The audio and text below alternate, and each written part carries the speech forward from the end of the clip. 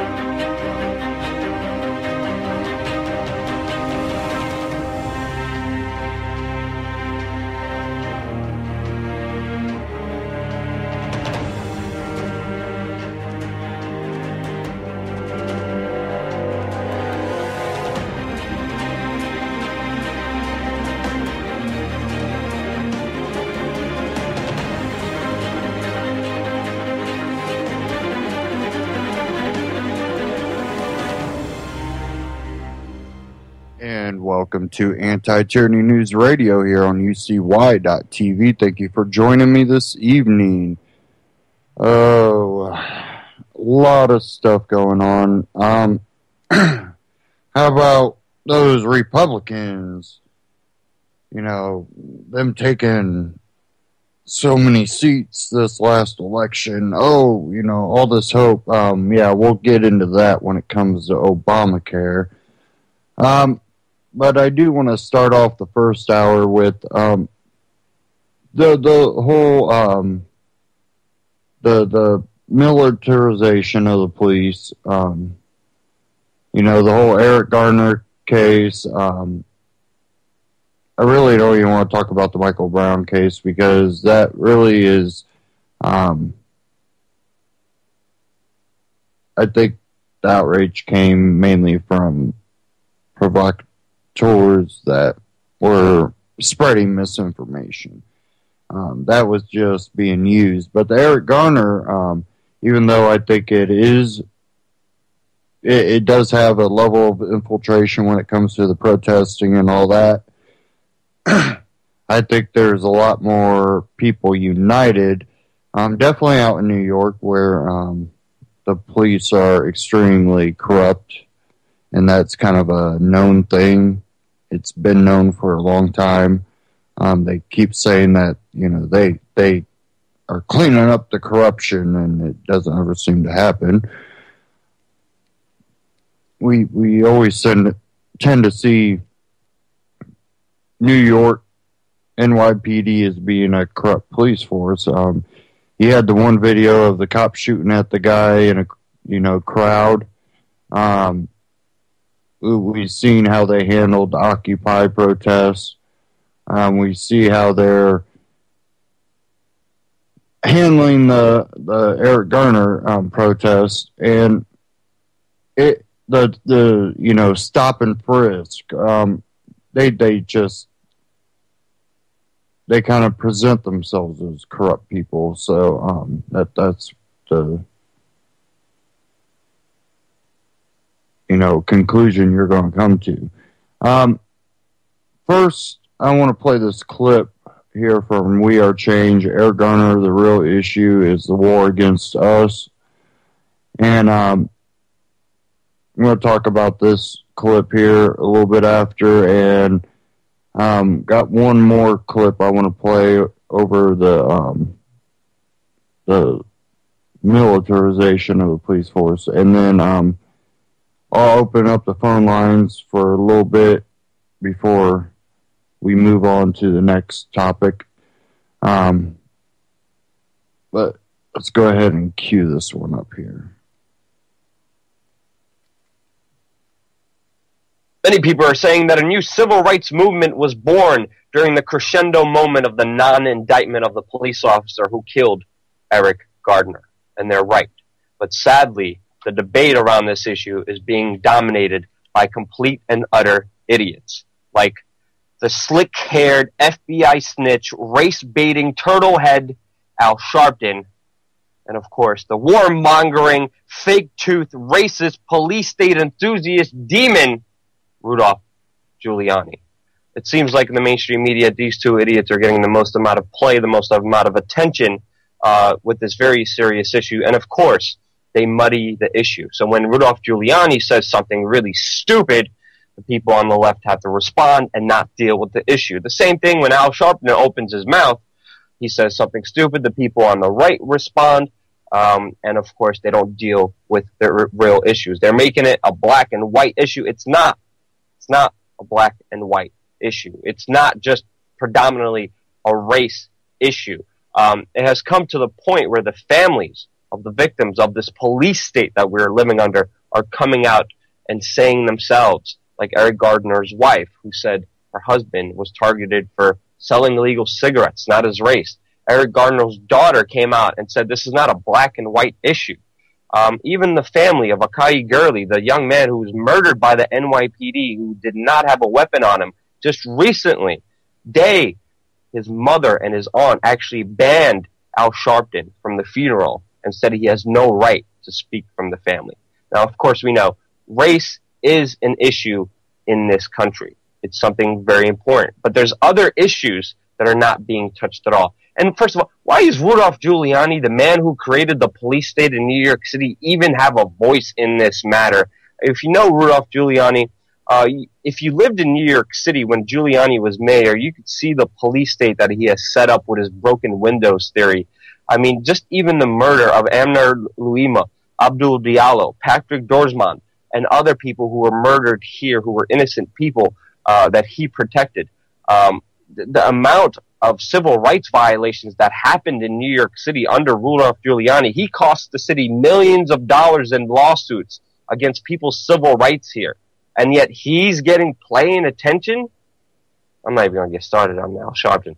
But anyway, you see this divide and conquer. You see this muddying of the issues. You see these heretics getting more attention than anybody else, muddying the waters. You see the families come out and say, wait, hold on. Let's actually talk about this issue. Now, again, I just want to reiterate, race is an issue. African-American communities are dealing with the brunt of the police state, and so is everybody else. But the police state and the war against the people, I think, is a very important factor that's not being covered by the mainstream media outlets. You see some talk about it in the alternative media if people don't take a black and white side. Now, I could take either side. I could take the right side of this movement. I could talk to the left side in this movement. I could probably get a bigger audience by just picking one side and sticking to it and guarding that issue. But I won't, because this issue is not black and white. It's gray. It's a very confusing issue with many different aspects to it that is very hard to grasp in one single talking point, and it's virtually impossible to get into without being biased in one shape or another. But one thing that is clear to me personally is the war against the people that's being waged because of this movement. In Chicago, during the Eric Gardner protests, the Chicago Police Department were using the Stingray cell phone interceptors. They are spying on protesters at this rally. They're using this vehicle, which, of course, many police departments have because of the federal programs and Pentagon programs that are giving to them, and the new authorities that are giving to them under Barack Obama's NSA program. They're driving around vehicles like this and intercepting protests' communications. This is leaked audio from a police scanner, and look what they were talking about. One of the girls is kind of wrong answer here. It's been her phone a lot. You guys picking up any information where it goes possibly? Yeah, we're keeping an eye on it. We'll let you know if we hear anything. Again, those are police officers talking with the Fusion Center about the organizer on her cell phone, and the police officers are demanding to know where she is going to be. And of course, we see this vehicle that everyone's posting pictures about with this huge antenna on top that intercepts cell phone communications, illegally violating the Fourth Amendment. This is happening while these idiots get the main attention. Another thing that's happening here in New York City, and also there's a lawsuit against the Chicago Police Department now because of these phone intercepts. That's one positive story out here. Of course, it's covered by the local media. But another thing that has been happening here is that the New York City Police Department during these protests are using military-grade sonic weapons, LRADs. They were used against me in Pittsburgh during the G20 protests, and they are a serious weapon to be dealt with. It is a weapon that was first used in Iraq against so-called insurgents. It's a weapon that has been used by the U.S. military in the war of terror in foreign combat zones. And now they're using it here in New York City. We actually got pictures of the LRAD during my coverage of the protest. But here you see my friend James capture video of it actually in use, dispersing protests in New York City.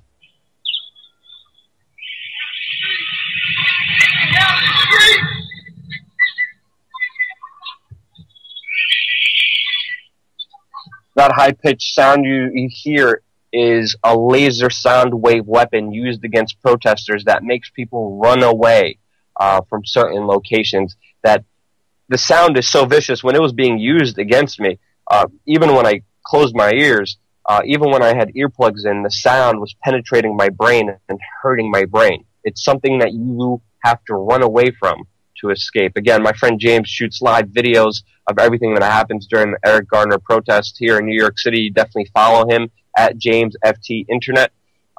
We also have a lot of coverage on our YouTube channel from all the protests that have been happening here. And of course, police also are firing tear gas at protesters in California. And of course, mainstream media violence breaks out in California. No. How about protesters react to police violence and for some reason decide to vandalize their community? I think that's more of a fair headline, but of course that doesn't get hits. Of course, the mainstream media is not interested in showing how protesters are reacting from violent police officers and how they use vandalism as a way to get their aggression out. I'm not saying either side is right or wrong in this situation. Two wrongs do not make a right. But a lot of times what I've seen from protests, from covering protests for over 12 years now, a lot of times the police instigate a situation, the protesters react. A lot of times that includes vandalism in the reaction. I'm not saying it's right in any way, shape, or form, but that's the situation. That's the situation that breaks down. And CNN, of course, is talking about violence breaking out protests. No, how about you talk about the real issues? CNN also had another stupid, ridiculous headline today. What is a chokehold? They actually had a mixed martial arts instructor chokehold a CNN instructor. I can't say I didn't enjoy watching a CNN reporter getting choked, but they're doing a demonstration. This is their news. This is their investigative reporting team showing you what a chokehold is. They think you're idiots. They're not talking about the Stingray. They're not talking about the LRAD. They're not talking about the tear gas being used against the people, the war against the people being waged on by the police state. Now, of course, Obama and de Blasio, they're coming out and saying, you know, we'll placate you guys. We'll have body cameras. Now, you got to ask yourself, body cameras could be turned off by police officers, number one. Number two, we had full footage in HD what happened to Eric Garner, and that didn't change a damn situation. So they're trying to placate protesters. Meanwhile, police departments, with authorization of the federal authorities to spy and use these military-grade weapons against you, are waging a war against you, while idiots like this dominate the debate. Of course, this guy. Don't get me started on them. But again, with all this happening, let's put things in perspective. Let's connect the dots here. I've been covering the protests here every day in New York City. Don't forget to get more updates and photos about what's happening here on twitter.com/LukeWeAreChange. We're going to have more videos breaking down the situation on this YouTube channel. Don't forget to subscribe. You'll get news here that you won't get anywhere else. And that's only because we got our eyes and ears on the ground here with what actually is happening. Don't be divided and conquered. The war is against the people. Don't be divided and conquered and fall for their traps and their muddying of the waters. Meanwhile, the real war is being waged against anybody resisting the system. I hope you enjoyed it. That was We Are Changed, Luke Radowski. We Are Changed on YouTube, wearechange.org. And this really highlights how the mainstream media is covering the protests. They go, well, you know, Eric Garner, well, no, not Eric Garner. This really does go beyond, and, this goes back to what I talked about during the Ferguson riots. And when you allow the law enforcement, the police officers, to become this corrupt of a law enforcement, and this is why we always try to say, well, if you're going to truly be a good cop, you have to call out the corruption within. You have to break that brotherhood, because it's not about a brotherhood. I'm a big family person. I'm real close with my family.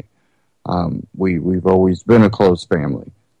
But if a relative is doing something stupid, that doesn't mean I stop loving them or, whatnot, but I'm not going to be a part of it. There's a certain level of, yes, we have this connection, but bad is bad, good is good, and when you decide that you are going to be corrupt in what you do, I think that if you're a good cop, you will call that out, and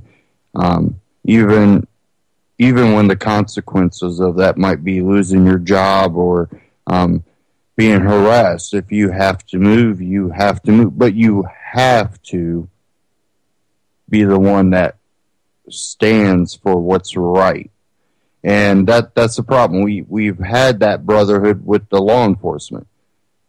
So you have cops that are there trying to do what's good. They're not there to harass people. They really just want to fight the real criminals out there, the murderers and rapists, and they're not there because of the drug war or the cushy job, but because of their lack of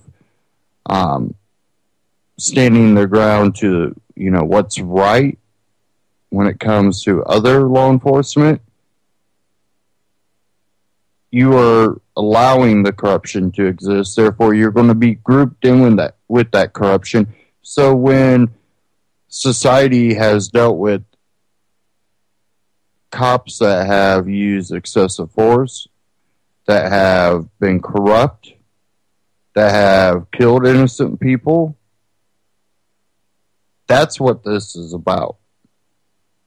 And then when your response is to bring out militarized vehicles and LRADs and spy on communications driving around, do you think that's going to better the outcome for you? Do you think that's going to be productive and keeping yourself safe as a law enforcement? When the community finally has had enough, when those LRADs are no longer holding them back, that's when you're going to see a civil war. So if there are so-called good cops, you better start standing up. And it seems like what's going on is a reflection of society getting fed up. And I don't support any of the violent acts, but I do support the people out there peacefully protesting. And when they don't give up and they're tired of the corruption and they no longer stand down to your LRADs, and that civil war starts breaking out, there might be a point where the police are basically given a decision to step down or, fire upon citizens. And when you see police and military and feds being, asked, would you fire on American citizens? What kind of people do we have in those organizations? Are we going to have people that are willing to fire on American citizens? They're not afraid to fire tear gas, tasers. They have already been caught shooting innocent people. No-knock raids, flashbanging a child in the crib, and going, oops, we're sorry, but we're not paying for it. Yeah. We seem to just be headed for hell in a handbasket. So, another thing that comes down to is what is behind the police militarization. We kind of have to really look to see what's behind that. I do have a clip here. Truth in Media, the root of police militarization. And we know a lot of it is, from the feds. So we know that it's coming from the government. So I'm going to play this clip here.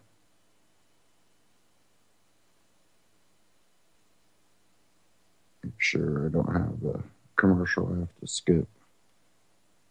If it's Ben Swan, I'll just let it play.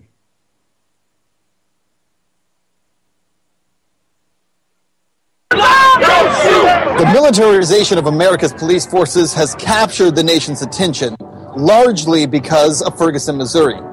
But what media has not told you is how police forces got militarized in the first place. And why militarization is about a lot more than just military equipment. The first step toward truth is to be informed.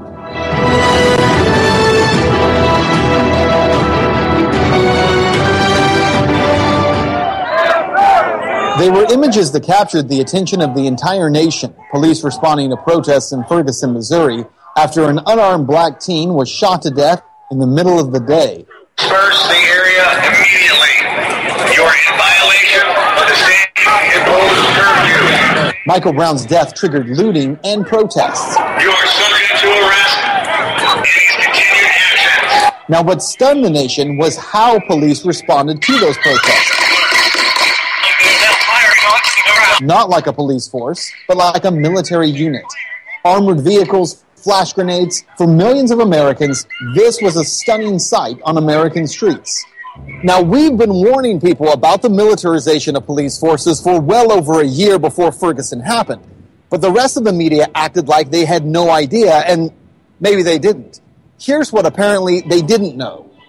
It's called the 1033 program, or the Department of Defense Excess Property Program. In short, it is a federal program that provides surplus DoD military equipment to state and local civilian law enforcement agencies for use in counter-narcotics and counter-terrorism operations, and to enhance officer safety. So what kind of equipment are we talking about here? Well, first of all, it's not all weaponry. Yeah, and that's one reason I think a lot of people come to me and say, well, don't you think we should ban the 1033 program? And I'm actually against banning it completely because we do get things like emergency blankets, emergency cots, even computer hardware as well, things that small agencies sometimes can afford. Chief Larry Kirk is the police chief in Old Monroe, Missouri, a department just a few miles from Ferguson. He is one of the few police chiefs in the country who actually opposes receiving military equipment. Well, my question right now is really if we should be having a lot of the militarized weapons that we're actually seeing now come through the program. Being realistic, there's no reason I'd ever need an MRAP. Most departments would never need one.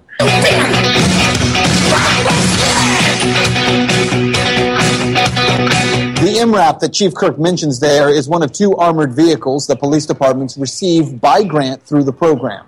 The other is the Bearcat, which, as you can see for yourself in this Bearcat promotional video, is quite the vehicle.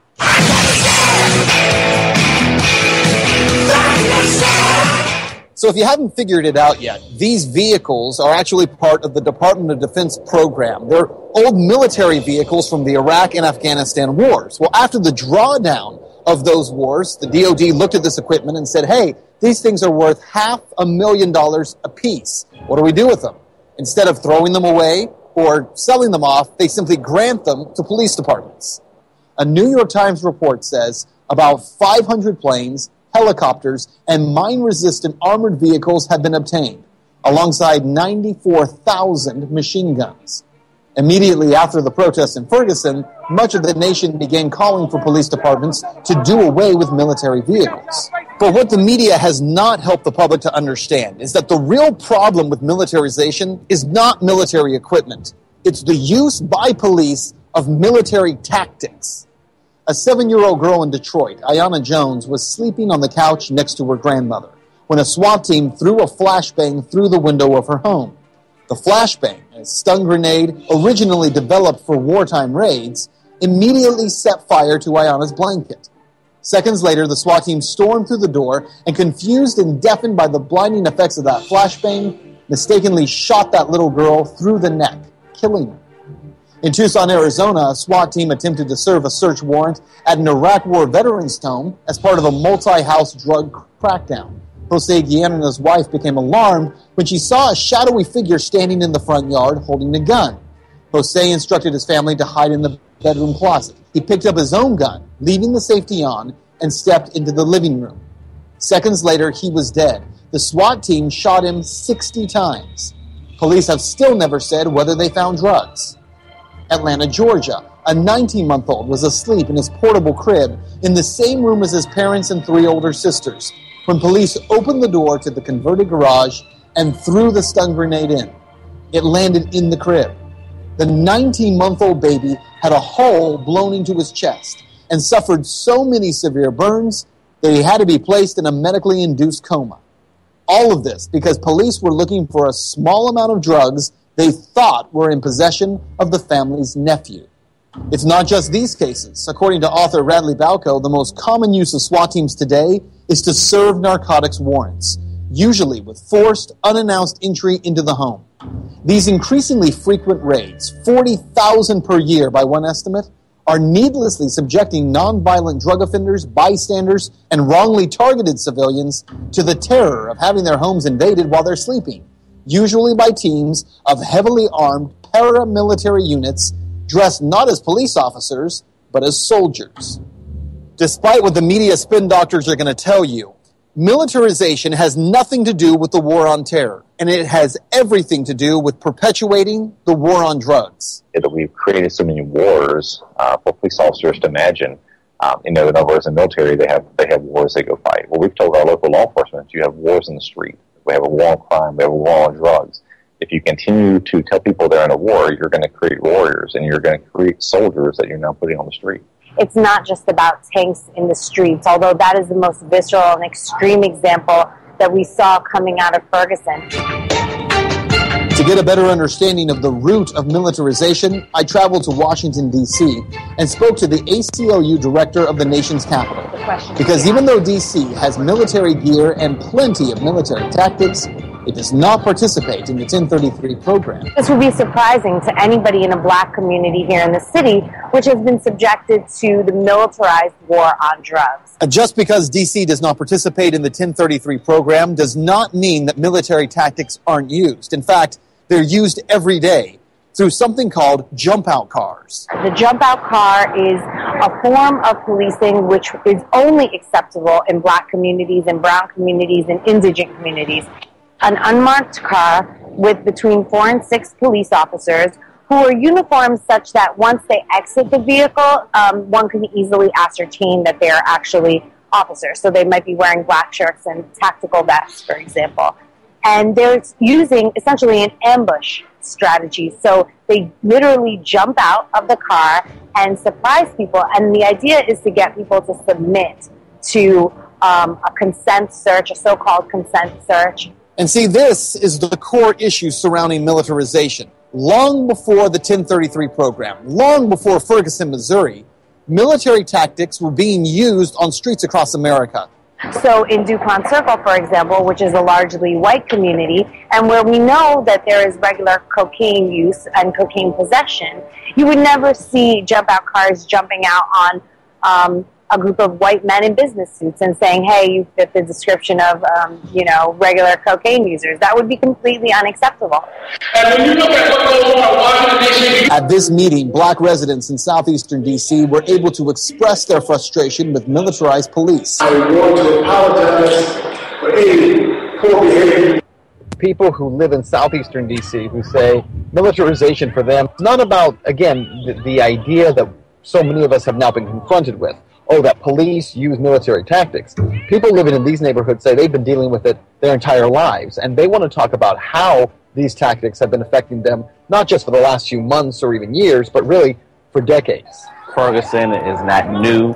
It may be new in terms of for the mass of people who watch it on media outlets.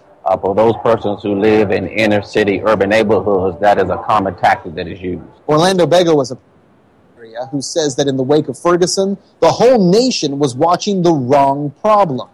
He agrees. Get rid of the 1033 program, and nothing changes. Nothing changes. The 1033 program deals with the equipment, the hardware, but the tactics are still there. And so whether or not you're rolling down a street in an urban neighborhood in a tank, or you rolling down the street in an unmarked police car, the purpose of the unmarked police car, as we talk about jump outs, is to bring a sense of fear to everyday citizens who may just be walking down the street minding their own business. This America was built on war. I have a son that's 10 years old. My son today says that he wants to be a police officer because he views the police as a person who serves and protects. He's into action figures, into superheroes. And I dread the day in which the perception that my son has for police officer changes. I dread the day where my son is pulled over for driving while black. I dread the day that my son is stopped and harassed because he makes eye contact. I dread the day that my son is stopped by police because he has a black backpack on his back. These things have to change. So what you need to know is that, yes, Americans should be outraged at the idea of militarization, but not because police show up in tanks to a protest. You should be outraged at the idea that police for years have been using battering rams to knock down people's doors, throwing stun grenades through windows, all to serve drug warrants. You see, the militarized mindset isn't about gear. It's about tactics. So when we talk about things like no hesitation targets, where police are taught, shoot a child holding a gun, shoot a pregnant woman holding a gun, at what point do we as the public tell police, stop, we want you to hesitate? The problem with militarization has to do with training, not with every cop being bad. Look, at the end of the day, there are a lot of really good cops out there, men and women who really do want to help their communities and make them better places. But those men and women are being trained poorly. They're being taught to kill or be killed, that every suspect they encounter could be their last encounter, and that every person walking the streets of every community is a threat, when in fact, that's simply not true. Militarization takes good cops and teaches them to act like they're in a war zone. But the streets of the United States of America is not a war zone, and it's up to us, the public, to keep it that way.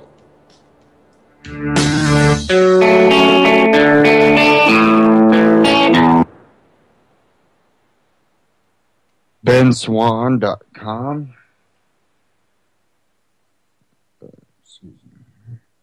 Okay. BenSwan.com.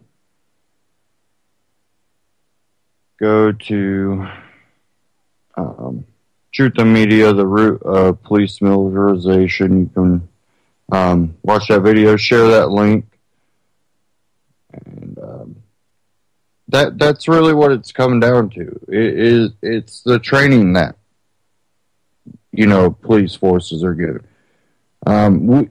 We can't demand these cops need to be held accountable, but not address the fact that they're being trained to be this way.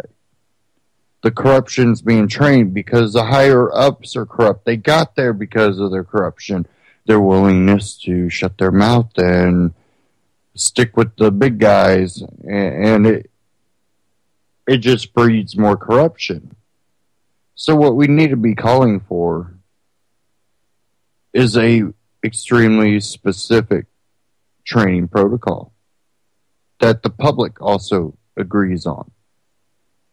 Not our representatives, not our local representatives, but the people. like Ben Swan said, we want the police to hesitate. We don't want them just shooting and asking questions later, tasing and asking questions later. That's the problem. And I don't know about you, but I've seen these tactics used in Indiana by certain cities. Hence part of the reason that I just choose not to live in a city. If the city ever reached out towards me and tried to annex my area, I'd object to it, and if it didn't help, I'd move. Because I just see cities as being just a more corrupt system. I can't vote on a police chief.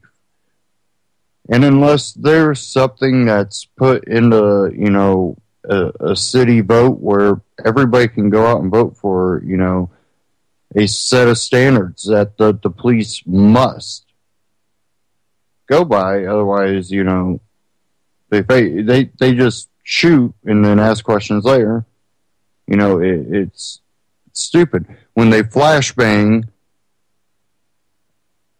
people, which there was a case that I've talked about before on this program where they busted one person. That person supposedly gave up addresses. The person I talked to ended up getting raided. Flashbang and all. They busted holes in the walls. They broke everything in the place. And it was all... The warrant was for a potential meth lab.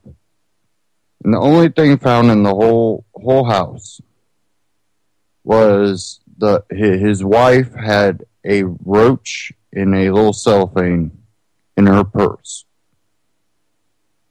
And then they used scare tactics to get them to take a plea deal for that. And, drug classes and everything. The whole 9 yards. They got totally screwed over. And it's a case of not knowing your rights and being afraid, fearing people. You have to know your rights and you have to be able to stand up. And you can't rely on your lawyer to do that work. They are there to get you to take an easy route. And remember, they're part of a private organization, the Bar Association. They work for the Bar Association, not you. You're renting their services as an employee, basically, of the Bar Association, unpaid employee.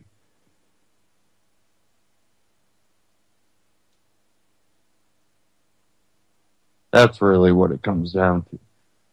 So you have to know your rights, because then if you're telling them this is exactly what I want you to do, that's what they have to do. Up to a point, they're not going to risk losing their license to practice.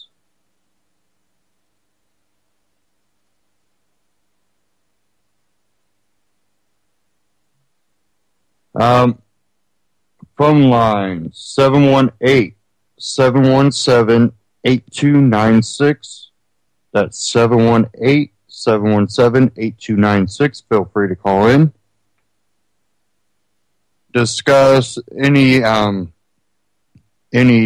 raids that you've had locally, maybe the militarization of your local police, any corruption that you've seen. Go ahead, feel free to call in. Again, that's 718-717-8296. It seems to be just basically nationwide, but the most affected areas are, again, the cities. You know, look how many, employed officers there are in New York, and I understand New York is a big city, but still, everything's illegal, therefore there's a lot of criminals out there. For minorities and poverty areas, you're basically a suspect for being there, therefore they stop and frisk you. Think about that logic. Doesn't it kind of sound like soft eugenics? We won't kill them, we'll just harass and beat them and arrest them and imprison them, put them in cages.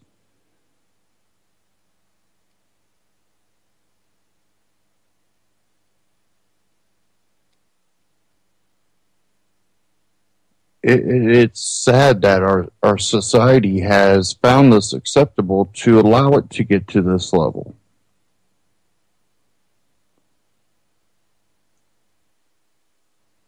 Look at how many people we imprison, put in cages for victimless, nonviolent crimes.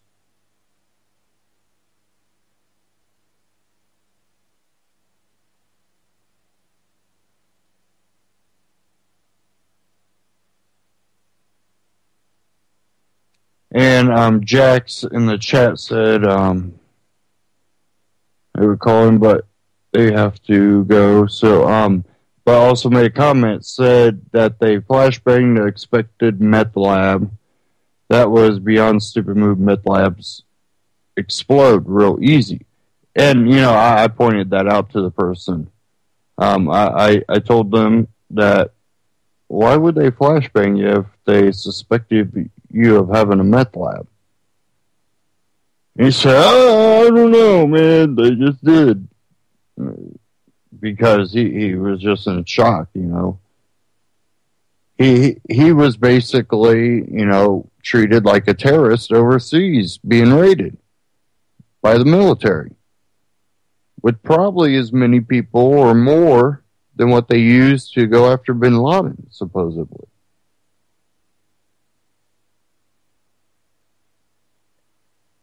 And yeah, if it really was meth, which again just points to the fact that they were just allowing that person's false story to give them permission to go in another person's house.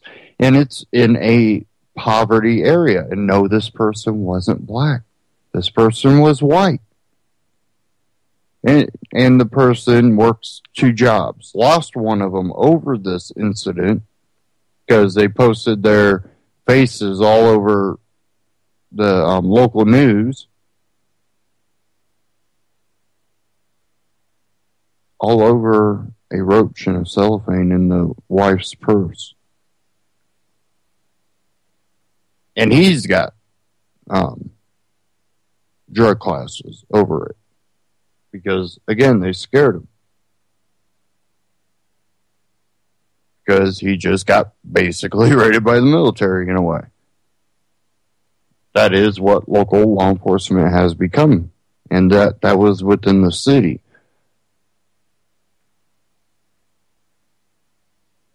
And the thing that really got me is he's got to take drug classes, even though he has bad back problems, probably because he's been working 2 jobs trying to, you know, improve his life.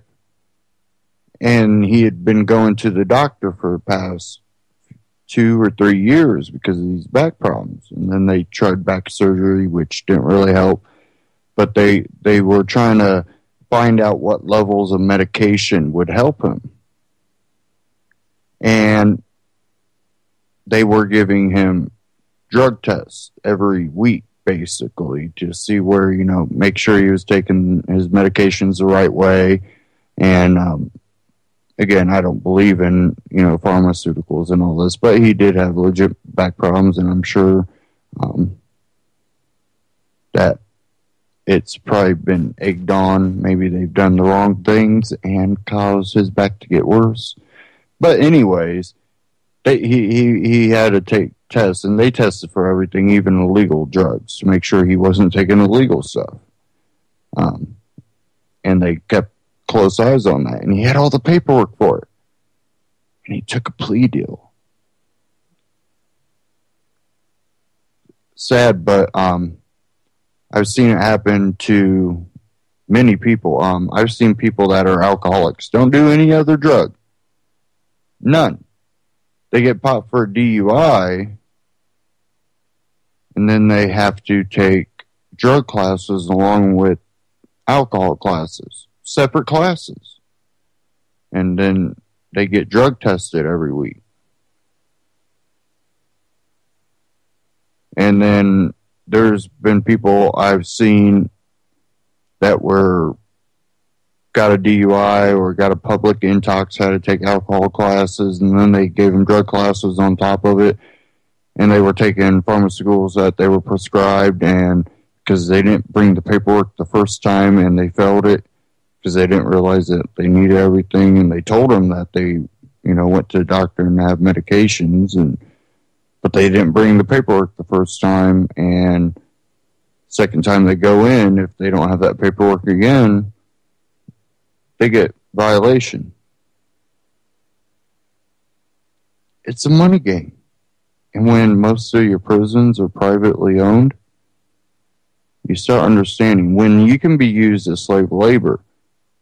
Screw minimum wage, we can get these guys in here working for 50 cents an hour, 25 cents an hour, 10 cents an hour. It don't matter. We'll do what we want. They're prisoners. They don't have rights anymore while they're in prison.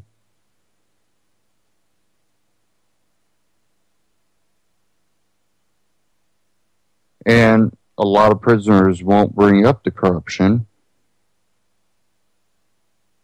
because, one, the corruption plays both ways, because then they can get cigarettes and all that stuff, drugs and stuff smuggled in whenever they want. They tend to allow that corruption to exist for their own corruption to exist. In a way, it's kind of an anarchy thing, but it's a controlled anarchy thing where they're still used as slave labor.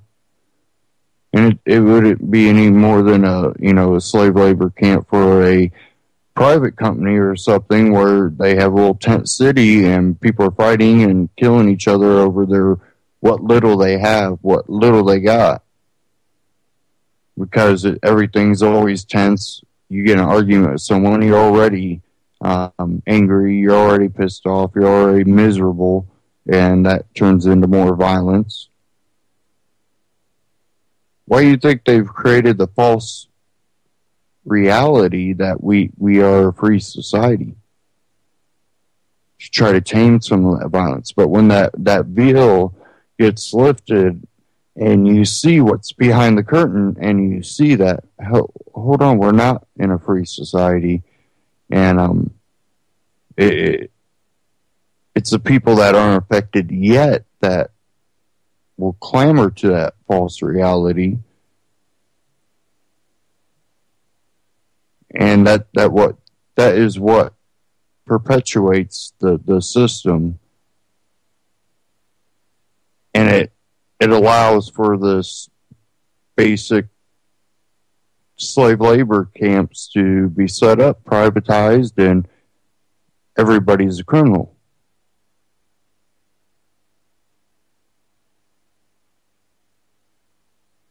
Okay. Let's move on to something a little different.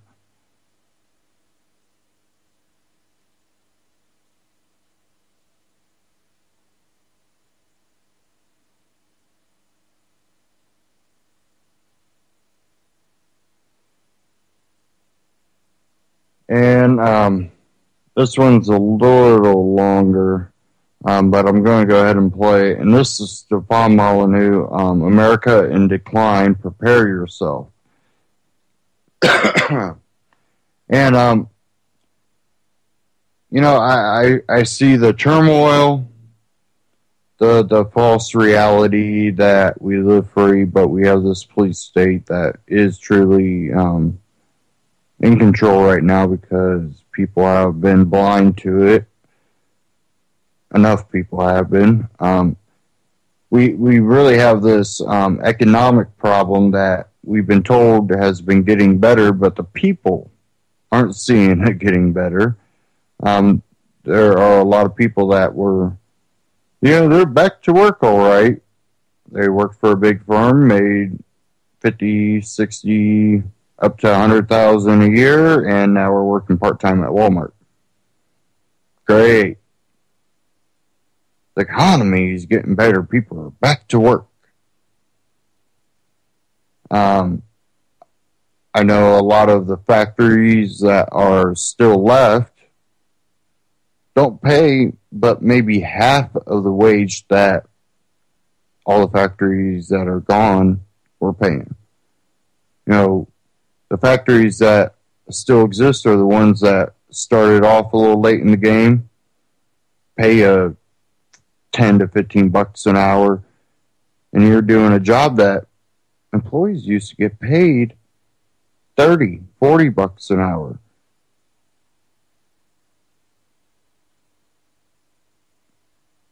And it was that false reality, that bubble in the economy, that Keynesian economics. And they're trying it again. They're trying to create a false bubble that says the economy is getting better. Great. People are back to work. Great.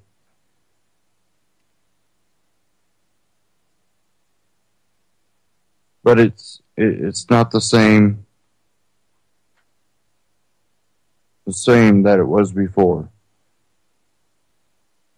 People are not getting paid what they were before.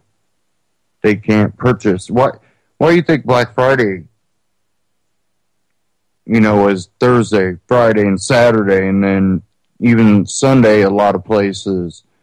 And then I'm still there, you sign up for email lists just to get deals or whatever. I'm still getting emails. It was Cyber Monday extended all week. And then it was Green Monday extended all week. I'm still getting, more deals. It's not the end of Black Friday yet, or, it's idiotic because people are finding better deals online, but they're still not buying as much. And I think that we're going to come to a head where we're going to see this stock market inflate to a point where then it's going to collapse again, and we're going to see, I believe, the Russians, Chinese, South America, Iran, and all these other countries take advantage. That's why they got the gas prices lowered. That's why they're holding off on raising them. They're trying to prevent Russia and China from collapsing the U.S. dollar. I believe that's what that comes down to.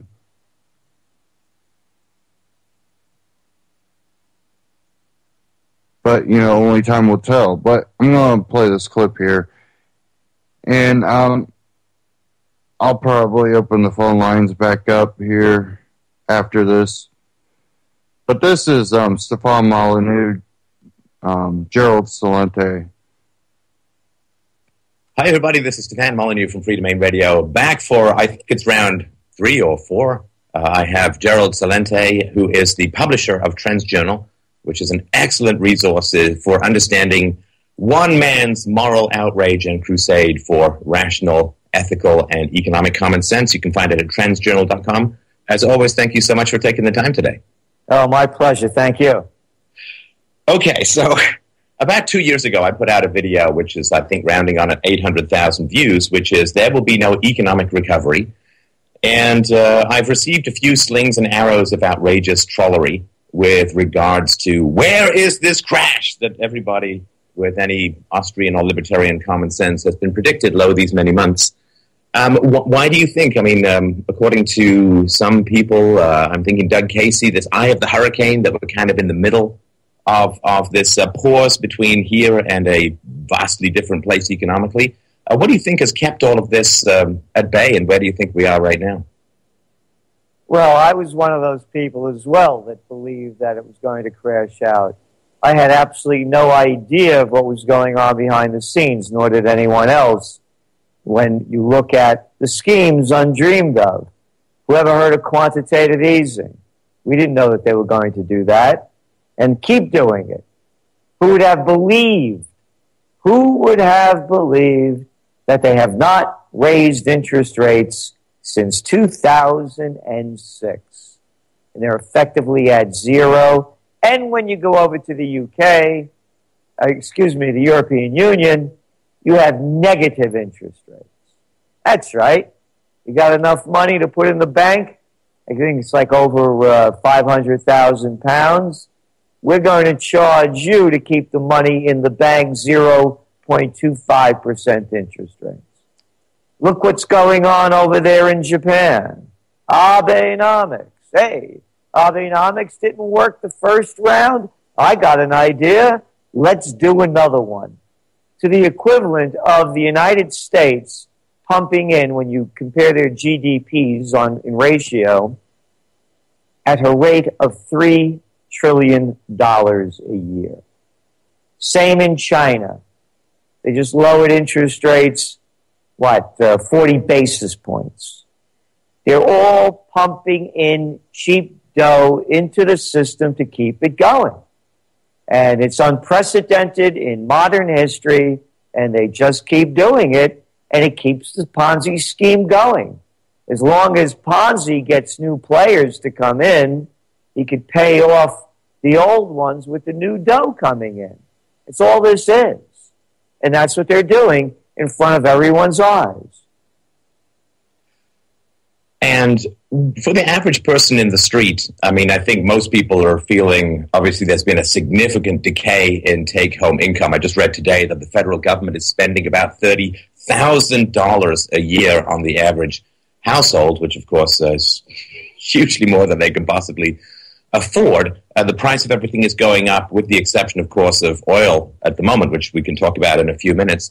How do you think these, what's the best way for the average person to see the effects of all of these, at least to the man on the street, fairly esoteric economic policies? Well, the two things they look at: how much less money they're making and how much more money that 1% is pulling in. If there was anything that Occupy Wall Street did, was show the world that the 1% is getting richer and everyone else is getting poorer. When you're looking at numbers, 85 people, that's right, 85 people in the world have as much dough as 3.5 billion, essentially half the world.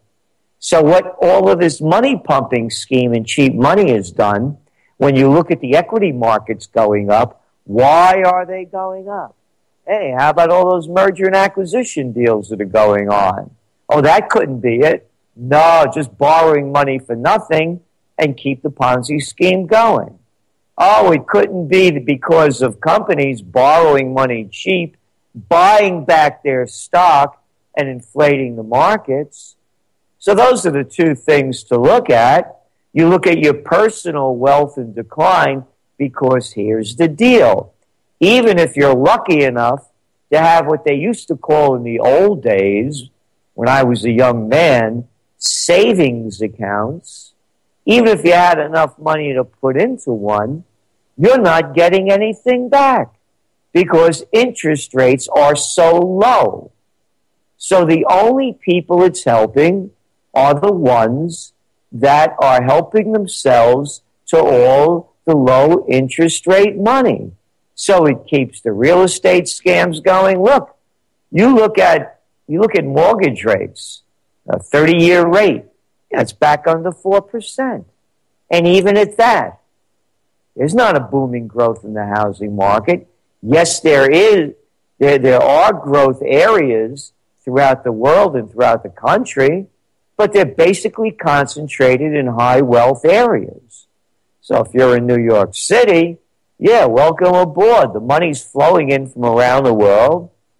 They're boosting the economy there in real estate, but go to other places that have never recovered from the real estate bust. So all of the money that's going in is going to the top. The facts are there. Median household income is below 1999 levels. You look at new home sales, the purchases of those, 40% of those used to be first-time home buyers. No more. That number's down to around 25%. Hey, how come? Well, because these kids are getting out of college with $80,000 in debt, $50,000, beginning their life's career like that. What are they going to buy? I'll tell you what they could buy. They could buy an automobile. How come? Well, step right up. No interest, no income verification. Don't have a job. Future stinks. Don't worry. Sign on the line and you'll zero interest rates for how long? So that's the scam that's going on. So the people in the real world know they're holding 1, 2, or 3 jobs, barely making ends meet. And you look at the job creation numbers. They're mostly low-paying jobs. So people know in their own lives, and then the lies come out of Wall Street that, hey, look at the markets. The equity markets around the world are booming. They're booming because of cheap money. Now, there's always been, I think, historically a tension between Wall Street and Main Street. In the past, and this is obviously not a perfect, but a somewhat idealized, but I think economically sensible version of events. In the past, banks used to look for opportunities to invest, to create businesses, to help support businesses in their growth, and to create jobs. I mean, in the 90s, I was involved in a software startup. We took it all the way to a parent company, a company that bought us out, IPO. And along the way, having credit from financial institutions was helpful. You know, cash flow is king. You got to cover payroll and so on. And there used to be this idea that the manufacturing and the building of companies was like the pistons, and the financial institutions were like the lubricant. You know, to keep everything moving, keeping everything growing. It really feels to me that over the past sort of 15, maybe 17 years, there's been a real reorientation of the financial sector to some jiggery through financial instruments, through tens of trillions of dollars in derivatives exposure, through being economic geniuses by getting money from the Fed and depositing it at the Fed and making a quarter point or so. Has there, in your mind, been a disconnect between the role that the financial sector used to play in the creation and growth of jobs, and now it seems to be just a bunch of spreadsheets and old-style Genghis Khan pillaging of the middle class? We're coming out with our top trends for 2015. One of them is called bankism. This isn't capitalism. Nomi Prinz, who I'm sure you know, writes a lot on banking, is the person that's penning it for us. And we came out with the term and the concept that this isn't capitalism anymore. It's bankism. 4 words killed capitalism, if anybody missed it. Too big to fail. Period, paragraph. It's not the old banking system anymore. Bill Slick Willie Clinton officially killed it with the end of the Glass-Steagall Act during his reign as president of the United States. It allowed the banks to become casinos that gamble. It took away the regulations that were put in place after the crash of 1929 so that another catastrophe of that magnitude could not happen again. And who was the clown, the little low-life boy that cleaned up with about $140 million after he pulled the deal off? Oh, you remember him, don't you? Robert Rubin. Robert Sellout Rubin. Yeah, the former head of the Goldman Sachs gang, U.S. Treasury Secretary, along with the other guy that followed him, Fat Mouth Summers, Larry Boy. The Harvard guy gets everything wrong, makes a lot of money, and keeps blowing off his steam as though we're supposed to sweat from it. These are the people that destroy the country. It doesn't take a genius to figure this out. All it does is take looking at the facts. And the facts are a bunch of people that are a disgrace to this nation, that are traitors to everything that this country was founded upon, sold it out for their own greed. And they sold out. You could buy these clowns out with enough money anytime, any place. And it's not only in America, it's a worldwide, whether you go to China, whether you go to Brazil, jump on a plane. It's what's happened with the immorality of the leadership around the world. It's destroying the world economies. The money is being concentrated in the hands of a few. The rest are details on how they do it. If you want to look at the details, you keep going back. The deregulation of the Glass-Steagall Act is only one. Robinson-Patman Act, Sherman Antitrust Act, Clayton Antitrust Act. Look, you even go to war without asking Congress. It's a complete bankism takeover. Yeah, I mean, I have no particular problems with deregulation as long as people have to eat their own losses with Tabasco sauce. But, of course, that hasn't happened. The too big to fail banks are now like almost 40% bigger than they were before the crash. And for banks to grow during a crash is quite unprecedented.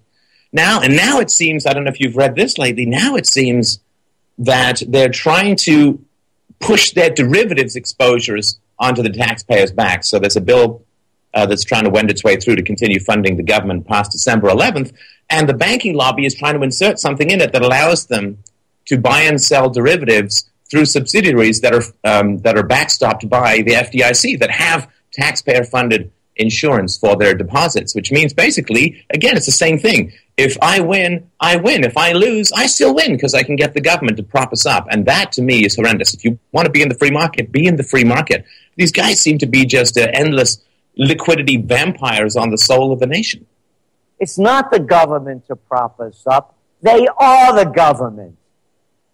Look who they are. You got a couple of front men out there, but when you look behind the scenes, it's all of them. And I mentioned Robert Rubin. How about that other cat who made the whole too big to fail thing a reality? Henry Paulson. And what's he doing now? Was he playing Frankenstein movies? You remember him, the Bush guy. It's one after another. Another Goldman Sachs man.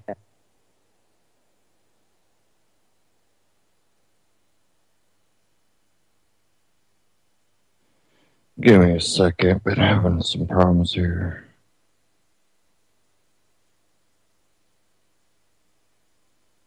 Be just endless liquidity vampires on the soul of the nation.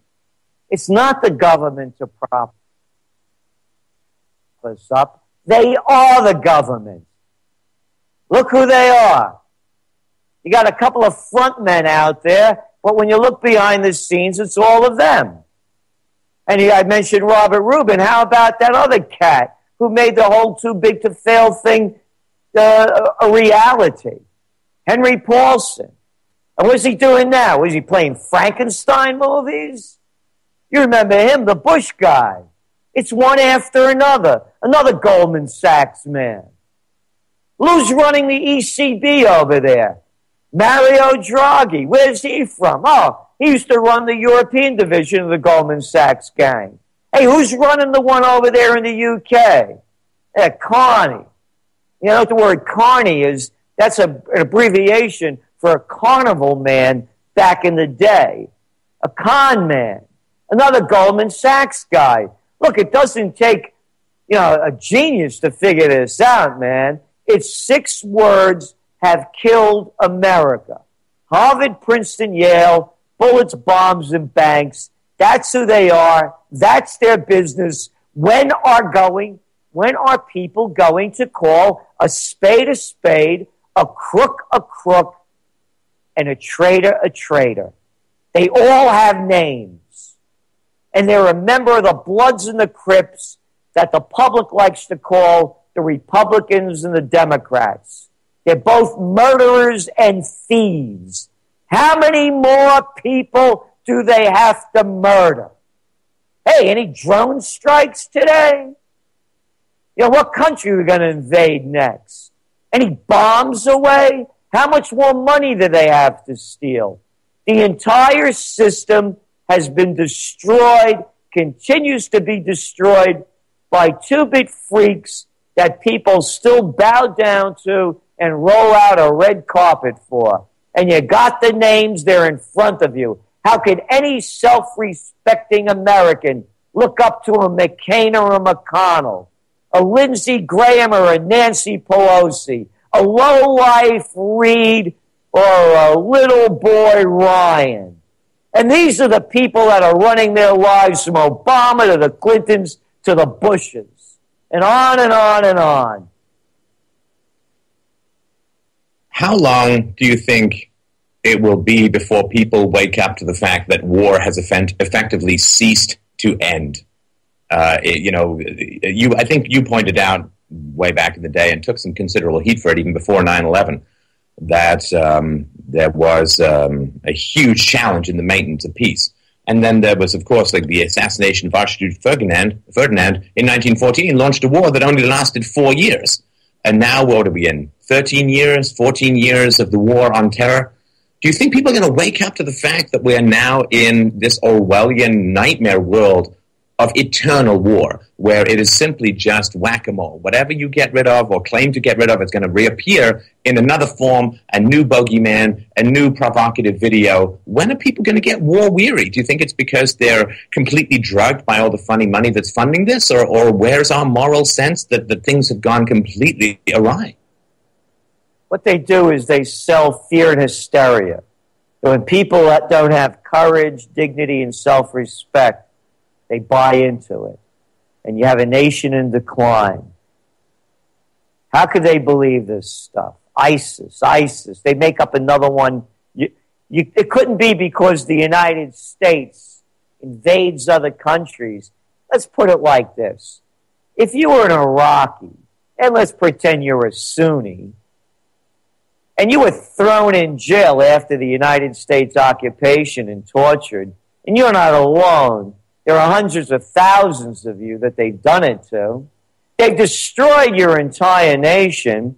They've killed over 1 million people. You have no future. You'd think you'd be angry. You'd think you'd want revenge. Hey, let's suppose you're one of those 6 people they just let out of Guantanamo and tortured you since 2001. You'd think you'd want to blow somebody's brains out in revenge for having been tortured for doing nothing, not even given a trial. As we used to say in the Bronx, payback's a bitch. Don't call it terrorism. Call it getting even and revenge. And the United States and its NATO allies keep spreading war and building hate and grounds for reprisal. How can you call anyone in Afghanistan that wants to blow the brains out of an American or somebody from NATO a militant? If an Afghani or an Iraqi were here trying to take over my country, I'd be first on line to blow their brains out, and they call me a patriot. It's a sickness of the psychopaths that keep leading us to war, that keep building the hate and the fear among the people. We're trying to make a change that's going to turn the country into a new direction. And on May 2nd of 2015, we're launching Occupy Peace from the most historic 4 corners in the United States, right here in Colonial Kingston. Each stone building predates the Revolutionary War, the only intersection in the United States. Right across the street from me, the Kingston Courthouse. Kingston was the first capital of the United States. The Constitution for New York State was written right there. John Jay was a juror there. 90% of our Constitution was taken from that Constitution. Every one of the founding fathers, beginning with Washington, a real man, not like these little boys that play golf and drive pickup trucks and call themselves commanders-in-chief. This is a warrior that fought in battle. His farewell address, no foreign entanglements. Franklin, no foreign entanglements. Adams, no foreign entanglements. Madison, no foreign entanglements. Jefferson, no foreign entanglements. We are going to honor thy founding fathers. No foreign entanglements. And I don't want to get an email from some jerk saying, well, the world is a lot different now. Junior, grow up. The world was at war back then, too. And it was at war now. And as long as we keep spreading war, the prophecy of Albert Einstein is going to come true. I don't know how the Third World War will be fought, but the fourth will be fought with sticks and stones. So we're launching Occupy Peace, and unlike any other rally, we're going to have takeaways. And that means that we're going to put an action plan in place, a battle plan for peace, because I would rather fight for peace than die for war. And so what we're going to do is we're coming up with a whole number of strategies. People go on our website, occupypeace.us, and sign on, give us your concepts of what to do. This isn't about, peace and love. No. This is about stopping these psychopaths and sociopaths from destroying the greatness of this country, destroying the lives of innocent people, and rebuilding America. It's hard for people to empathize with those who've been demonized as eternal enemies. But I always invite Americans to think of three things. Think of the Revolutionary War, think of Pearl Harbor, and think of the World Trade Centers and the Pentagon. And all of those aroused violent theories and actions of retribution. And the Revolutionary War was fought for ideological reasons, to be sure, but what was the trigger? A 3% tax on tea. What's happened to the Iraqis is infinitely worse than a 3% tax on tea, and the desire to throw off a foreign yoke and a foreign invasion when you compare a 3% tax on tea to 2 or 3 million people displaced, 1 million people murdered, infrastructure completely turned into molten lead and flames. If you look at the desire for retribution that came out of America after Pearl Harbor to the point where they dropped 2 nuclear weapons on largely civilian cities, that is the kind of retribution that even relatively minor attacks compared to what's happened from the U.S. overseas. The U.S. responsible by some estimates for 20 million plus deaths since the Second World War as a result of imperialism. We have far more in common with the victims of imperialism, since we are also those victims as taxpayers and draftees sometimes. We have far more in common with the victims of imperialism than we do with our leaders, and yet we somehow look at our leaders as part of us and the victims of their machinations as some otherworldly them. It's very hard for people to reach across the water conceptually and see that we tax livestock, we serfs, are all in the same boat being sailed off the edge of the world. Sorry, there's not even a question in that. I just wanted to rant on that particular topic. No, it's true. Everything you said is true. They start the wars, we pay for them with our money and our lives. And to me, anybody that supports this supports murder. Call it what you want. I'll call it what I want. And the way I look at it is that anyone that supports this is an accomplice to murder. All right. So I'm not sure that we have a more powerful topic to end the conversation with. I just want to make sure that people know Trends Journal is the place to go. And you just recently had, of course, an event which was predictions, which I assume part of what will come out in the next journal. If you can just remind people of the date and where they can register for Occupy Peace. I want to make sure people get that information. Yes, first we're coming out with the new Trends Journal for the top trends of 2015. One of them, by the way, is going to be price wars, and it has to do a lot with the low oil prices. It's not only a supply issue, it's a demand issue. And when we were talking earlier about the world economy, demand is way down. That's why commodity prices beyond oil are down to 5-year lows, whether it's iron ore or corn or copper. You know, they're going down. The demand is down. So it's not only an oil issue. So we're coming out with our top 10 trends, how to profit and what's coming in the future, and also a video of our conference that we just had on December 6th, announcing those top trends and in detail what they are, what they're going to bring, what they mean, and how to profit from them and avoid the dangers. So that's available too at our website, trendsresearch.com, trendsresearch.com, and Occupy Peace. Sign up, give us your ideas. The rally will be held here in Kingston. We have permission to close down the streets of the colonial Kingston corners of John and Crown Street, and we're moving to rebuild America and bring this back to the land of opportunity it used to be. Well, I certainly appreciate that. You have virtually single-handedly redeemed my faith in the moral vacuousness of the boomer generation, because you've always been a passionate advocate of peace and responsibility. And Gerald Salente and Stefan Molyneux on YouTube. Get to a few of the points that are pointed out in this, and to start off, we'll talk about the whole war thing, this perpetual war that we are in against terrorism. That, you know, we can have a world war in 4 years, but look how long we've had this one now. Going on 14 years,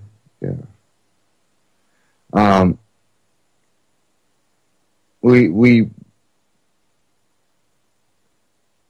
I think are pretty blind as a society in whole to the fact of where we're at.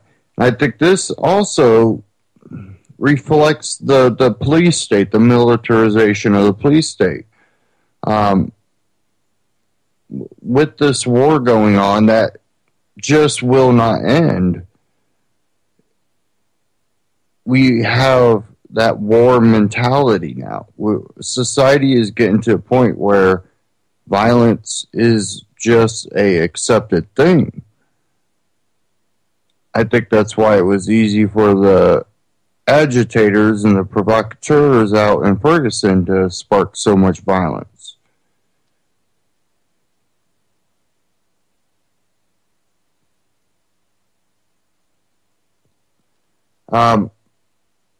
When you look at everything going on with society, where you have groups of people running around doing the knockout, you have people willing to run in and rob a place, groups of people. We're at war all the time. The police are at war with the people. That's why we need to do something. And you heard Gerald Salente talking about, talking about his little campaign that he is trying to get going. Excuse me.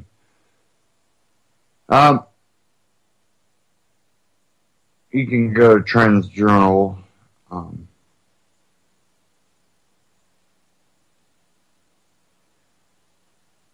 It's one of those things that we have to do something to change the mood in society where we see violence as acceptable, but it's hard to do when we're continually at war. And to touch on one other thing that was talked about was this whole left-right paradigm. Well, here from Drudge.com, Drudge Report, Republican Betrayal, Obamacare Fully Funded is the title on Drudge. You go to the article, it's at WashingtonPost.com. What's in the spending bill? We skim it so you don't have to. A copy of the fiscal 2014 spending bill was arranged for a photograph in Washington, and there's a picture here, and it's just humongous. The $1.01 trillion spending bill unveiled late Tuesday will keep most of the federal government funded through next September, and it's packed with hundreds of policy instructions known on Capitol Hill as riders that will upset or excite Democrats, Republicans, and various special interest groups. So what's in the bill? We sifted through the legislation, consulted supporting documents from Democrat and Republican aides, and called out some of the more notable and controversial elements below.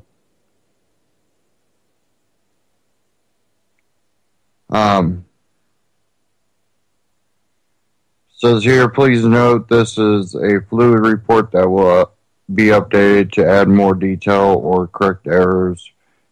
What notable changes did we miss? What notable changes did you spot? Contact us. First off, abortion. The bill once again bans using federal funding to perform most abortions, blocks the use of local and federal funding for abortions in the District of Columbia, and blocks the use of federal dollars for abortions for federal prisoners. Republicans say there is also new language directing the Secretary of Health and Human Services to ensure that consumers shopping for health care coverage on the federal exchange can tell whether a plan covers abortion services. Affordable Care Act. The law is still funded. Yay, Republicans. Yay. But there's no new money for it. There's also no new ACA-related funding for the Internal Revenue Service and Centers for Medicare and Medicaid Services, the two agencies most responsible for implementing the law. The bill also would cut the budget of the Independent Payment Advisory Board, what Republicans have called the death panel, by $10 million.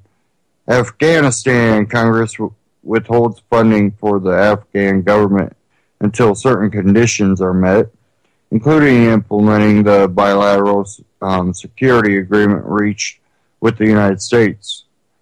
Amtrak, the nation's rail passenger service, earns $1.39 billion, the same amount it currently receives. The rail service carries passengers through 46 states and hit an all-time high of 31.6 million passengers during the last fiscal year, according to Democrat aides. Campaign finance bill would dramatically expand the amount of money that wealthy political donors could inject into the national parties, drastically undercutting the 2002 landmark McCain Feingold campaign finance overhaul. Bottom line, a donor who gave the maximum $32.4 this year to the Democrat National Committee or Republican National Committee would be able to donate another $291,600 on top of that to the party's additional arms, a total of $324,000, 10 times the current limit. Centers for Disease Control Agency would get more than $6.9 billion, an increase of about $42.7 million. The nation's leading disease fighter also gets $30 million to help fight Ebola. Clean Water Act. In a win for Republicans, the spending bill blocks the Environmental Protection Agency from applying the law to certain farm ponds and irrigation ditches, a move that the GOP aide said would benefit farmers. Dodd-Frank. Democrats agreed to make some of the biggest changes yet to the 2010 financial regulatory reforms in a deal sought by Republicans. The bill would reverse Dodd-Frank requirements that banks push out of some of derivatives trading into separate entities not backed by the Federal Deposit Insurance Corporation. Ever since being enacted, banks that have been pushing to reverse the change, now that the rules would go back to the way they used to be, but in exchange, Democrats say they have secured more money for the enforcement budgets at the Commodity Futures Trading Commission and the Securities and Exchange Commission. Ebola, roughly $5.4 billion is provided across several agencies to combat the spread of the disease in the United States and around the world. The amount is less than the $6 billion Obama requested. Egypt. The beleaguered country gets $1.3 billion in military aid and $150 million in economic aid. But the money is subject to democracy and human rights conditions, while the Secretary of State can make exceptions for counterterrorism and border security operations. Embassies. There's $5.4 billion in security at U.S. embassies worldwide, $46 million more than Obama requested. The total includes new money to implement recommendations from the Benghazi Accountability Review Board. The bill also once again bans any embassy construction money to be spent on the lavish new U.S. Embassy in London. Environmental Protection Agency. The agency gets $8.1 billion, down $60 million from last fiscal year. The agency budget has been slashed by $2.2 billion, or 21%, since fiscal year 2010, according to GOP aides. The cuts mean that EPA will have to reduce its staffing to the lowest level since 1989.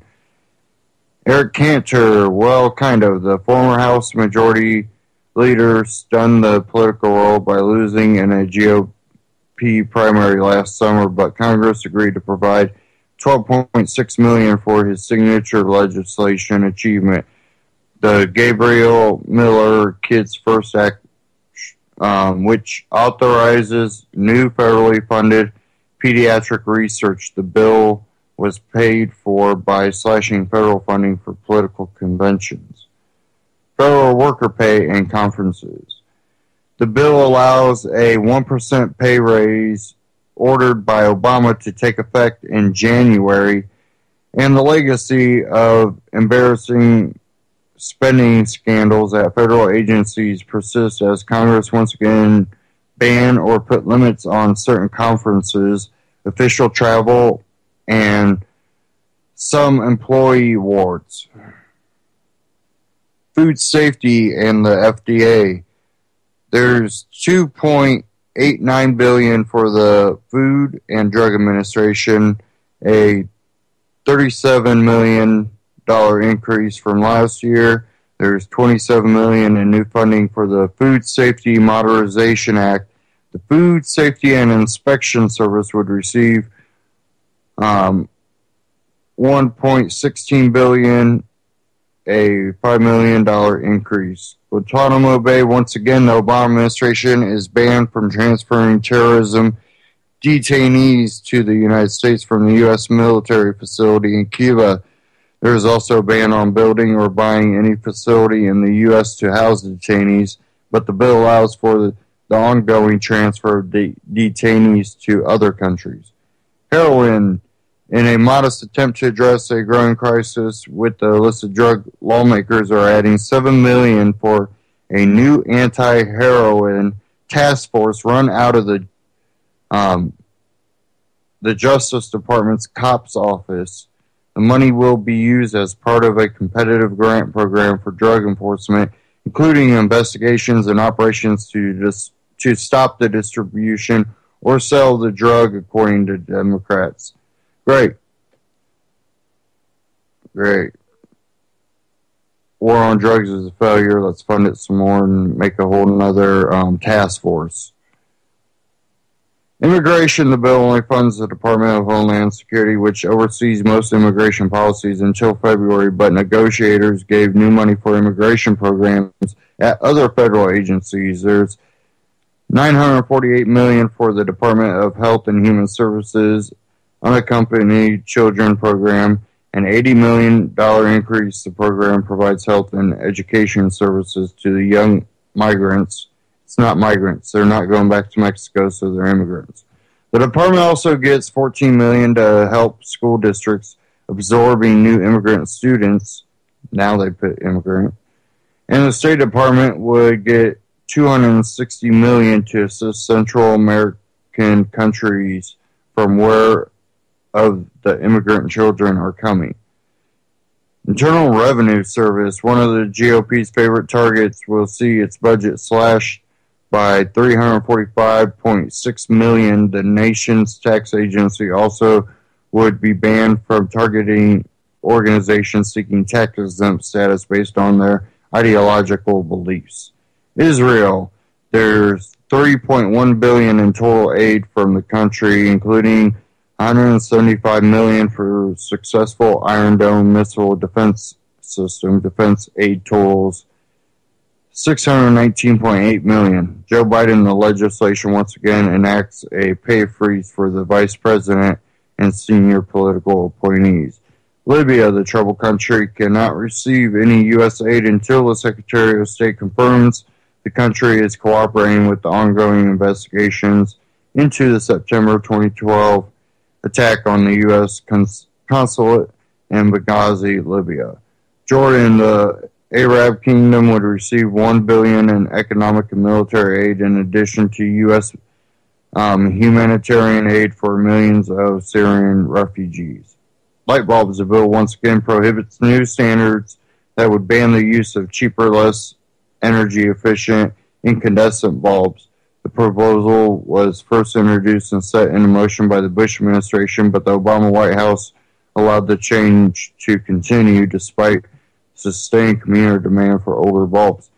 Marijuana, the District of Columbia will be prohibited from legalizing marijuana for the much of the coming year. The development of pending a voter-approved initiative shocked elected D.C. leaders, advocates for marijuana legalization, and civil liberties groups. The bill also would block the Justice Department from interfering with state-level medical marijuana measures and prohibits the drug DEA and from interfering with industrial hemp production. Metro Rail, the D.C. region subway and bus system, would earn $150 million in federal dollars for continued improvements. That's part of $10.9 billion set to be doled out for transit programs nationwide, including the construction of new rail and rapid bus projects in California, Colorado, Florida, Maryland, North Carolina, and Texas. But Republicans stress that the bill has no new federal funding for high-speed rail projects, especially the ambitious Los Angeles to San Francisco routes envisioned by California Democrats. And there's a lot more that they go over. And you just see where this money is going. And it's completely just idiotic.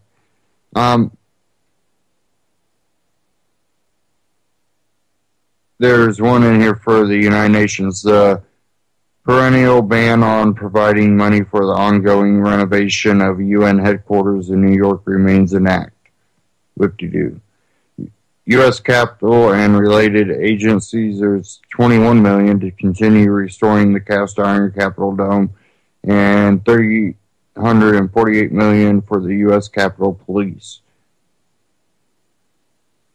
which is a force of 1,700 675 officers.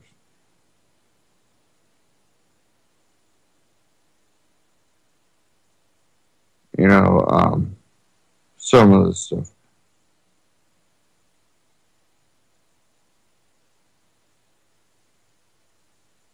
It's just, I just can't believe everything in here. It's nuts.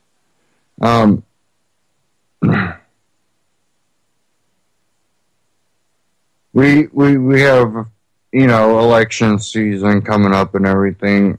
Well, out of the AP, State Department holding back Hillary Clinton records.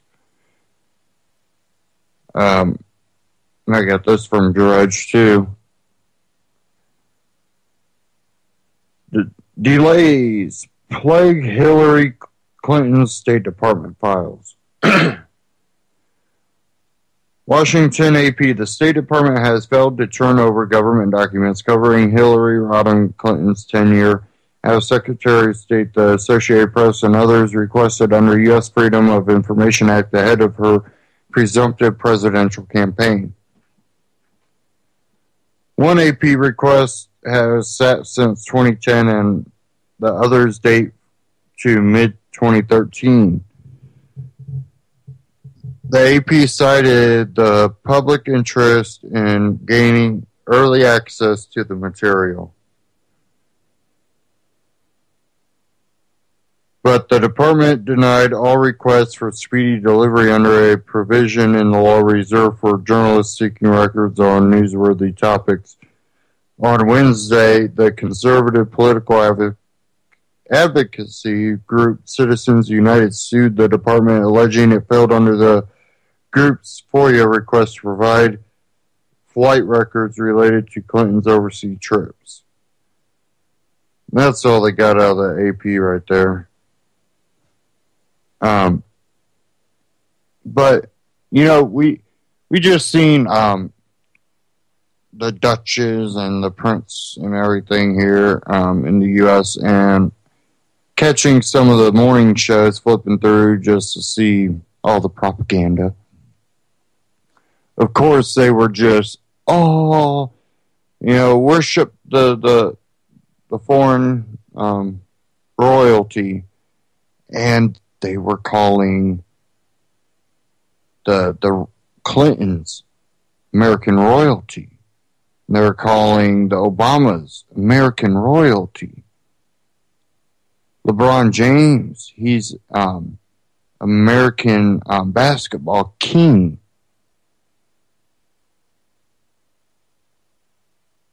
They have a lot of the younger people, you know, acting giddy. And I'm saying younger as in like 20.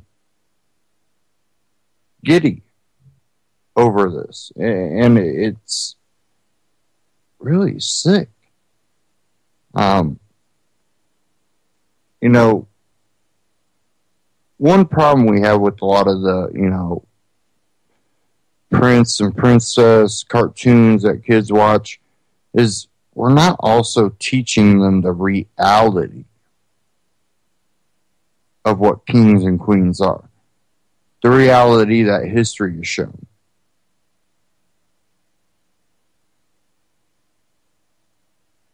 We're showing them this fantasy world, and they just clamor for it. Don't talk about, oh, well, you know, they have this false reality that they get a choice, not only because they're part of the EU now, but even the false reality, oh, now we don't have a king or queen, so now we're not, you know, well, if your country is in debt, the generations of kings and queens that stole the wealth from its own nation, collected it, you know, crowns and jewels and hoards of all kinds of things. Has the royalty ever gave any of that up? You know, most of their mansions and castles and everything are built off the backs of the people. Now, I'm not saying, you know, let's go. You guys should just run in there and take it all. No, I'm so past the, get revenge type mentality that's a kind of immature mentality as I see it. That's something I thought of when I was young. Why don't we get revenge on these? No. Again, it's, perpetuation of hatred and war and violence. There has to be a point that you take a stand and say no more. And that doesn't mean that I'm not for self-defense. If someone is trying to hurt me, I will defend myself. And I trust that I'm capable enough in most circumstances to protect myself, but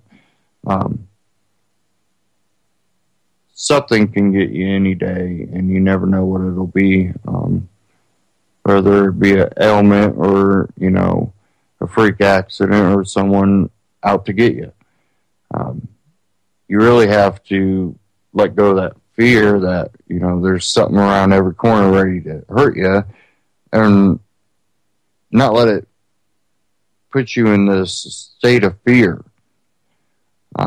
You have to have it be an understanding that there's always a chance that you could get hurt. That you could die tomorrow.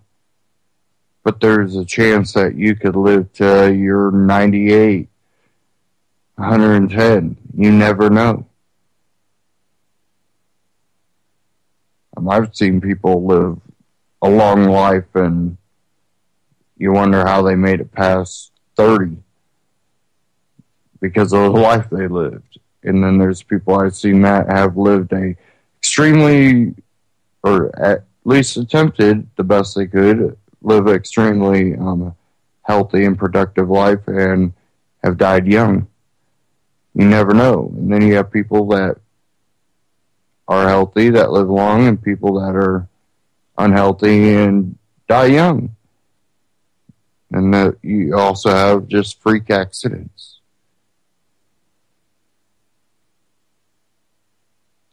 So every day you're alive is a chance to make it a true change.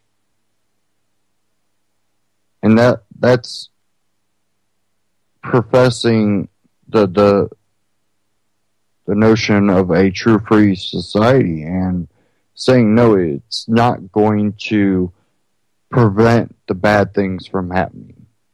What it does is it doesn't give a group of people some type of false authority over others to control their lives.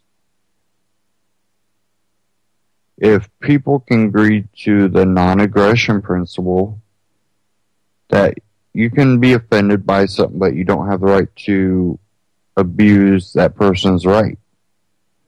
Someone can say something. The best thing you can do is, well, if it's a lie, just outright, shrug it off. You have the freedom of speech. You can provide facts that back up your belief. But we don't have a right to attack each other over our differences. And I think our differences give us a chance to become more intelligent people. Diversity is beautiful if you open your heart and your eyes and your mind to it. That doesn't mean you're going to agree with everything. You never have to agree with everything. You wouldn't be an independent person if you agreed with everything. I mean, you're just a sponge and you go along with anything you believe. But if you have a set of morals, if you have a set of beliefs, if you believe that people should be free, that people shouldn't abridge other people's rights, and people shouldn't be able to group up as a little small organization and run a society, that people should be free to be independent human beings without harming others. And under that gives everybody a chance to become the most intelligent people they can, to explore, to be creative. You don't have things going where, oh, this person's pretty creative with woodwork, but they're afraid to start a company because of everything you have to go through with this government organization that wants to exercise extortion and rob you of your money. And they will rob you of your money before you even get started. License, permit, license here. OSHA needs to come through. We need inspectors. We need paperwork here. We need you to sign here, go down here, report to this building at this time. You know, a lot of these people that might be extremely creative, they spend their time being those people.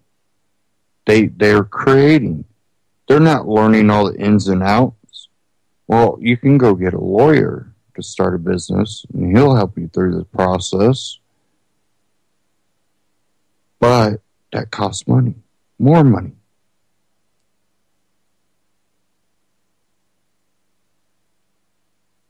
It's a system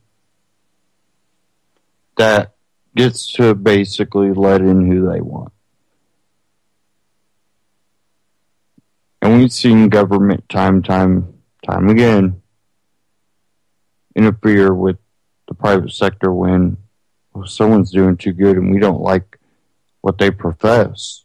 They'll be attacked. Organizations, Tea Party groups, or even companies. And the funny thing is, you know, look at Standard Oil, the Rockefellers. Well, we had the government step in and break that monopoly up. It got turned into multiple companies.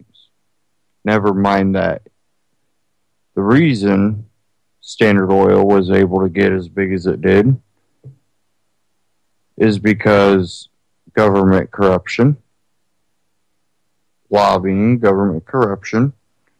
Then when it got split up, it was a false reality because, well, guess who had stock in all these companies that came out of Standard Oil? Oh, the Rockefellers. Yeah. It was a manipulation of reality. And learning about the history, you better understand how they manipulate it. How they can tell the truth to a certain extent, but manipulate the reality of the truth. We broke up Standard Oil. Yes, you did. But you did not break up a monopoly when the owner of Standard Oil then owns the companies that come out of Standard Oil.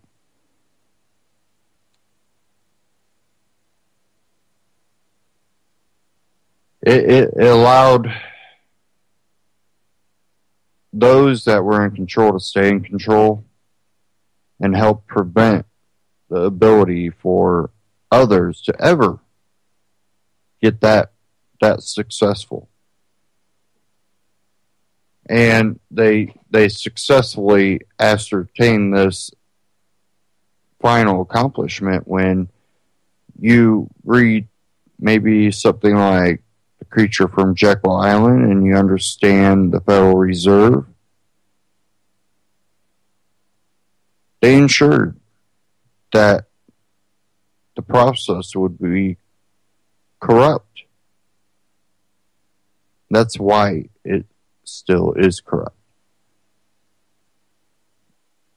And when more people realize what they did and understand it, you know, they understand this whole falsehood, this fallacy that we've been living in. And if there's one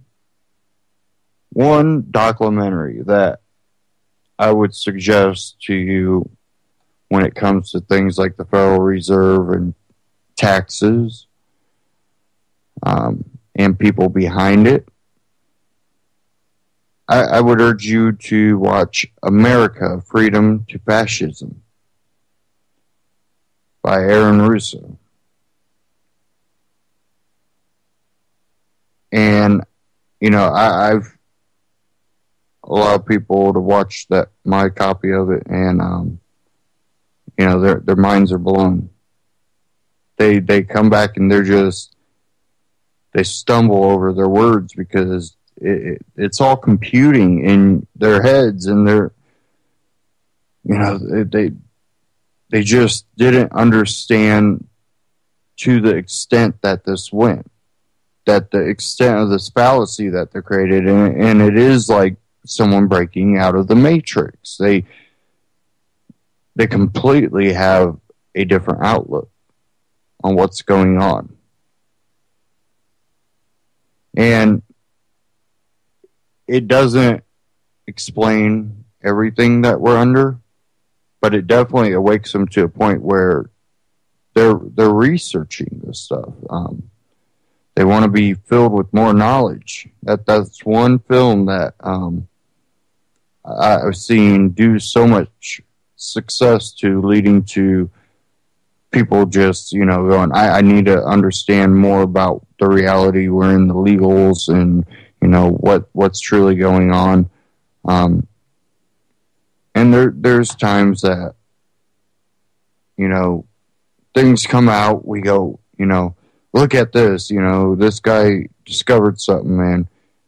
Well, you start looking into it, and, well, he says that it's this way, but I can't find anything to, you know, fill that, you know, understanding in. And it's one of those things that, you know, we've all been caught, you know, seeing something and immediately sharing it on social media. And I haven't done that for a long time. I really look into this stuff now, because there are informants, there's people working, and then people that are just, they believe the whole fallacy to the point that they'll go out there and they'll attack others that are trying to share truth. And they'll make fake videos or fake news stories to try to go, look, they're just crazy people. They believe anything. Well, not if you're doing your research. And when you're doing your research, you really find out that there are people that are behind this that have very sick motives. And a lot of the puppets, they just believe the propaganda and buy into the fallacy. When you have that, you just have willing subjects that will do the bidding of the elites. And there'll be a coming of two sides clashing eventually. If society doesn't make the change. Society has to make the change to the point that the government, the police, the military, they become the minority that can't push people around. And that also is preserving your right to self-defense. The reason the founders understood that the right to bear arms was something that they needed to put in the Bill of Rights was because that was one thing that they knew would be the only chance for securing freedom. Maybe the founders didn't get everything right, but for their time, they were revolutionaries. And for this time, be your own revolutionary. Thanks for tuning in, and stay tuned here on UCY.TV. The Continual Condition coming up next. Take care. See you Friday.